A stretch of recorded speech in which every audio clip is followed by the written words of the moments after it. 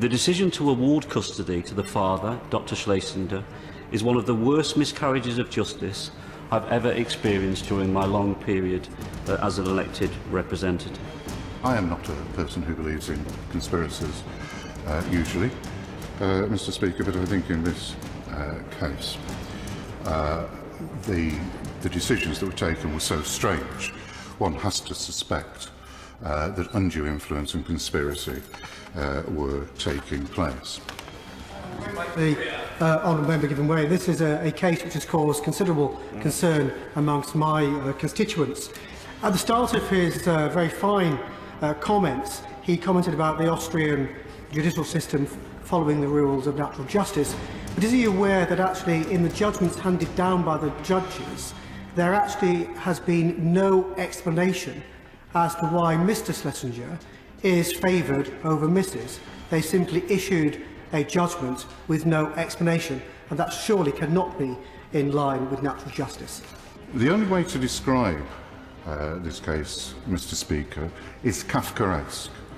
It's an overused word sometimes in debate, but what has happened to Beth Schlesinger belies normal understanding. Authorities have taken decisions about her life and her children's life which are inexplicable and certainly unjust.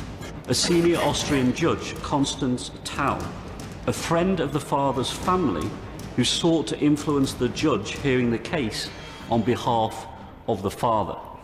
And an element to this case that my honourable friend didn't mention, a senior social worker, Dr. Kindelhofer, who testified to the mother's positive parenting skills and expressed serious concern at the integrity of the legal process, who has been intimidated and threatened with the loss of her job, and as a consequence of that is no longer willing to express an opinion on this case. I like Austria, but on this case I think the decision that has been taken in Beth Alexander's case is a blight on the Austrian judicial system, and one I hope they will be able to put right. We are realistic enough to realise it would be entirely inappropriate for the UK government to instruct the Austrian Justice Ministry or Austrian courts in terms of the decision that they ultimately make. But there is absolutely no question there are serious issues to be addressed in relation to a flawed process, and as my honourable friend said, I would go even further, in relation to corruption.